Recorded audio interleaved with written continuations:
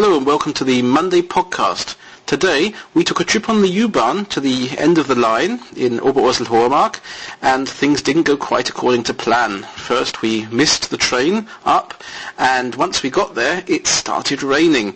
So the podcast's a bit short, and well, listen to it and I hope you enjoy it anyway. Hello and welcome to the Monday podcast from allthingsgerman.net and pensionssprachen.de. Good morning.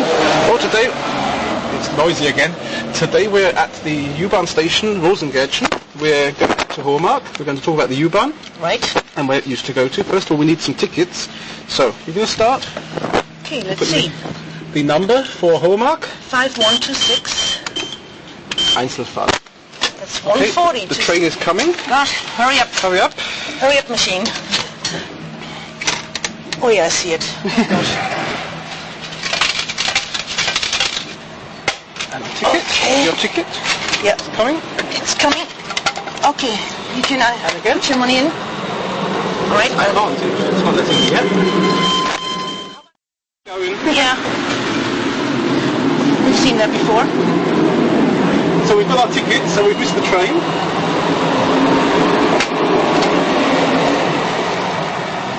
So we'll wait for the next train. All right, let's do that. Okay, so we've now got in the next train. We had 15 minutes waiting for it. Yeah, but it's nice and warm in here too. It's warm in here. And what we were going to talk about is about this line. This is a bit of an exclusive bit of line in Frankfurt. It's the only single track bit in the U-Bahn network, and goes up to the end of Oberursel to the Hohemark. Mm-hmm. And it was built, we looked up in 1899, and was originally steam driven. The idea was for the people from Frankfurt who wanted to go out to the countryside, they could get on this train in Frankfurt and steam out to the Hohemark, and then go for a walk on the Feldberg, or up the Hohemark. There's a clinic at Hohemark as well. And in 1916 they electrified the line and started using trams on it. And it's at that point that they built the turning circle that we're going to go and see what's left of it. Oh, yeah.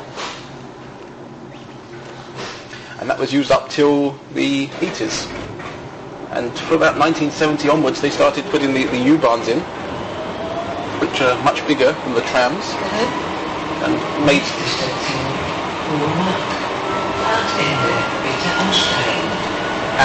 the stretch of the line from Oberursel Bahnhof up to Kupferhammer double track. So here we're getting there, and getting there to the end of the line. This is the new end of the line. We'll see in a minute where the old end used to be. I've never been up this way before. Not by Uber. Not by Uber. Not by Uber. Okay. On foot, yeah. So we've got to get out here. That's right. The other door.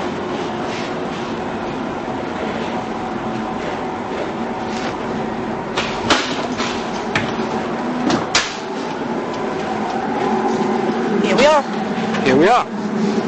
Okay.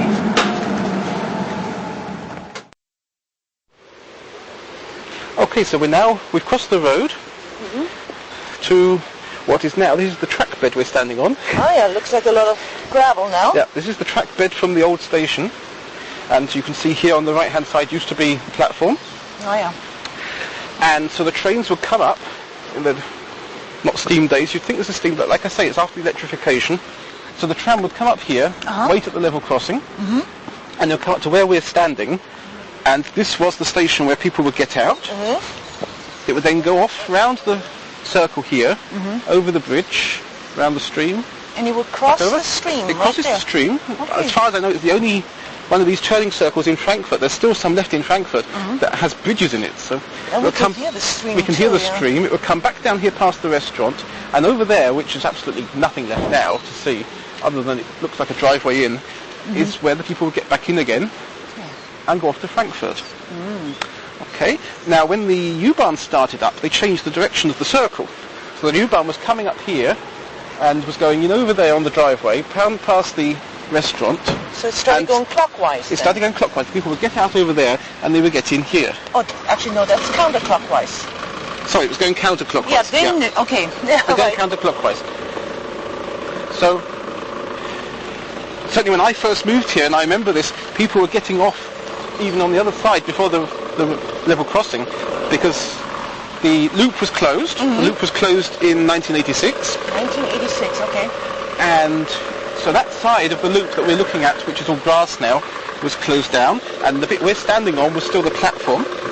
So the train would come up here, and where we got off, where is now the station, was double track, so that one train would be sitting here, the next one would come up to there, let his passengers off, and this train would start on the down journey. Okay.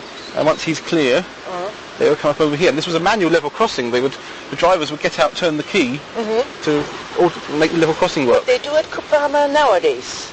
They don't anymore. They used to. They don't get out anymore? No. They used to. They used to, when you come up at Kupama, they used to have to get out, turn the key. Right.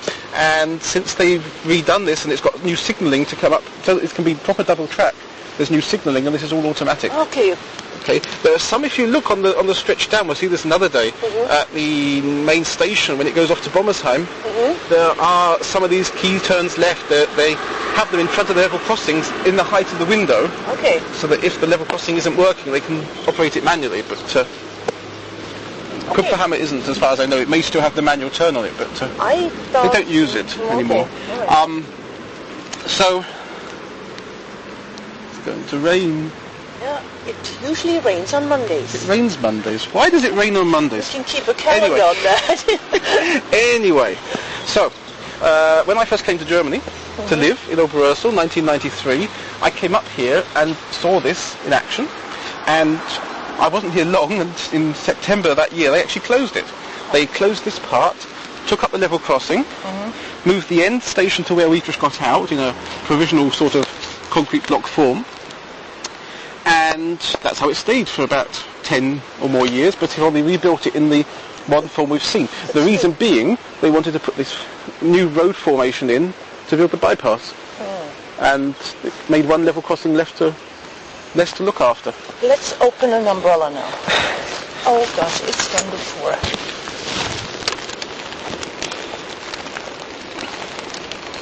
Okay, so we'll take a walk around the... Are we walking towards the stream? We're going to walk to look at the stream. Okay.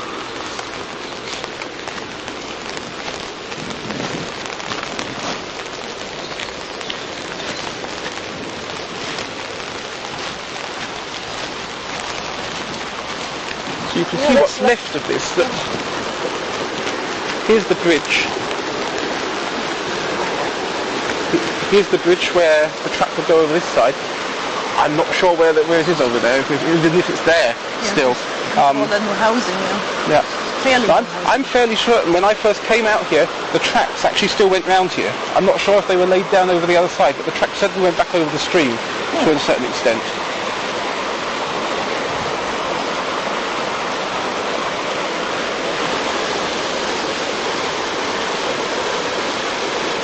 Can we carry on?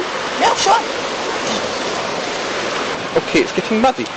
It's a bit muddy, yep. Yeah.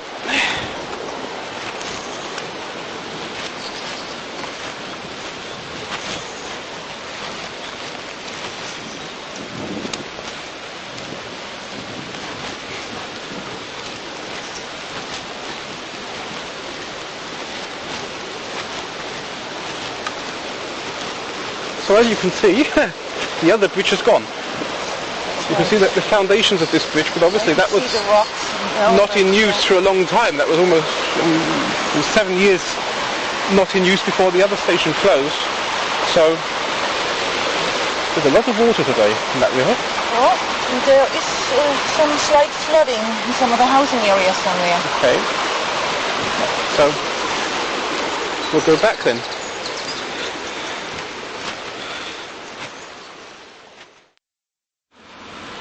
Okay, we've come back under cover because it started raining quite badly now, and we were getting very wet. And cold. And cold.